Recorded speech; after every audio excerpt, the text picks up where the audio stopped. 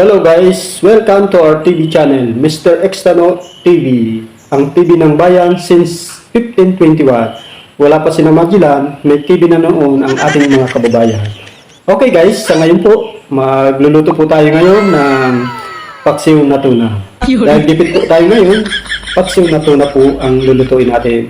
Gaya po ng nabanggit ko dati, at may kaalaman po tayo sa pagluluto. Kasi 30 taon po tayong nagluluto sa DPWH. At sa katunayan, minsan hindi ko tinitikman ang niluluto ko doon sa DPWH. Ngayon po, ipapakita natin muna ang mga kasangkapan sa pagluluto ng paksiw na tuna. Ito po yung pang 38 version ng paksiw na tuna. 38 o 38 version ng pagluluto ng tuna. Una, ipapakita ko po yung ating mga kasangkapan. Gaya ng makikita nyo, yan po ang ating tadtaran. Yan. Dahil tuna po ang ating lulutuin, yan, medyo maliit po ang ating tadtaran.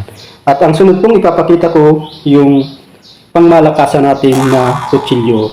Yan. Nabili po natin iyan na kutsilyo sa mga ngalakal ng 15 mil. Dahil antik na po yan, medyo may kamahalan. 15 mil lang po. At ito rin na kutsara, nabili ko rin sa isang kaibigan natin na koleksyon di umano yan sa museum. Nabili natin ng 18 mil yung kutsara na yan. At ganun din po, gagamit tayo ng pangmalakasan na kawali. Ito naman na kawali ay ka-order ko pa lang po, kararating pa lang po nito galing sa online. Kanina lang po ito dumating at ngayon po masusubukan natin na gamitin kung okay itong in-order natin na kawali. Yan. Bagong-bago po ang ating kawali. Yan. Ang sunod po natin na ipapakita ay yung mga sangkap sa pagluluto ng tuna. Paksiw na tuna. Una po ang ipapakita natin, ito po yung sangkap sa pagluluto. Una, yan. Luya. Gagamit tayo ng luya. Ayan. Maganda po itong luya. Ayan. Gagamit din po tayo ng pulang sili. Ayan. Pulang sili. At ang sunod ay gagamit tayo ng berdeng sili. Kailangan din yung berdeng sili.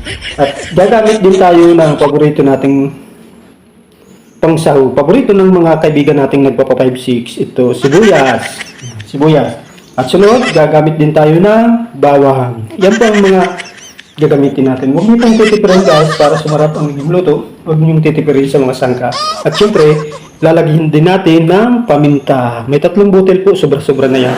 Yan. Sobra-sobra na po yung 3 butil na paminta sa pagluluto natin ng paksiw na tuna. At ang sunod, gagamit tayo ng pangpalasa. Syempre, hindi mawawala ito. Yan. Kunti na nga ito, nabawasan na. Pero sapat naman ito. Yan. Gagamit tayo ng bitchin. At lalagay natin yan lahat para mas masarap. At syempre, gagamit din tayo ng kalahating kilong asin. Yan. Para mas malasa. At konting suka. Yan. Gagamit tayo ng konting suka. Yan po guys ang kumpletong sangkap sa pagluluto ng 38 version ng paksiw na tuna. Ayan guys, naihanda na po natin ang mga sangkap at ready na po tayong pagsamasamahin nito at para lutuin. Ilalagay na natin yung panghuling tuna. Ito po yung panghuling tuna. Yan, isasama na natin siya doon sa mga kasamahan niyang mga tuna para mailuto na rin silang paksiw. Yan, iyon po ang panghuling tuna. Ilalagay na rin po natin kasama niyan ang kalahating kilong asin, ilalagay na rin natin at ilalagay na rin natin yung isang container na suka at gayon din itong 100 grams na bitchin. Ilalagay na natin para maluto na natin. Ilalagay natin itong siling pula.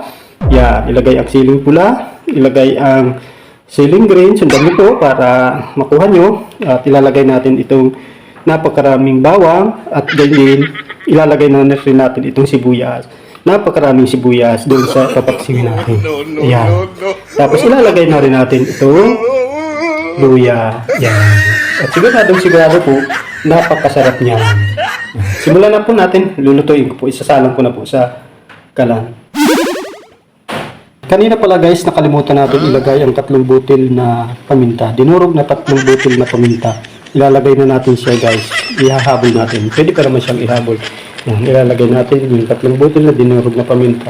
At syempre, para mas malasa itong pang 38 version na paksiw na tuna, yan, ilalagay natin, lalagyan din natin yan ng miracle oil. Yan, para mas masarap. Miracle oil. Hindi lang, guys. Lalagyan natin siya ng konting miracle oil. Yan, miracle oil. Ayan. Hintayin na lang natin siyang maluto. Yan po ang pang 38 version na paksiw na tuna. Yan. Yan po ang mga anak ng tuna. Yan. A few moments later. Ayan guys, matapos ang 3 araw na pagpapakulo, titingnan natin yung paksiw na tuna. Ayan. Wow, ang sarap. Ayan. Ganyan po ang itsura ng paksiw na tuna. Ayan. Matapos ang 3 araw na pagpapakulo. Ang ganda guys, ang sarap. Mukhang ang sarap pagkatakam-takam. Sige guys. Yan, ang ganda. Sarap. Pupunta muna tayo guys doon sa papakain ko muna itong bahang, yung kaning lamig sa manok. Ayan. Yan, papakain muna natin ito. Yan, papakilala ko pala ang aming mabait na pusa. Yan, si Muni at si Kaning. Yan, dalawa sila. Okay, magpapakain muna ako ng manok. Yan. Mga alagang manok. Yan, mga ano yan. Mga pure na native yan. Yan guys, andun si Taborsyo. Yan, yun sa manok. Titingnan natin ulit ang ating nilutong paksiw na... Oh!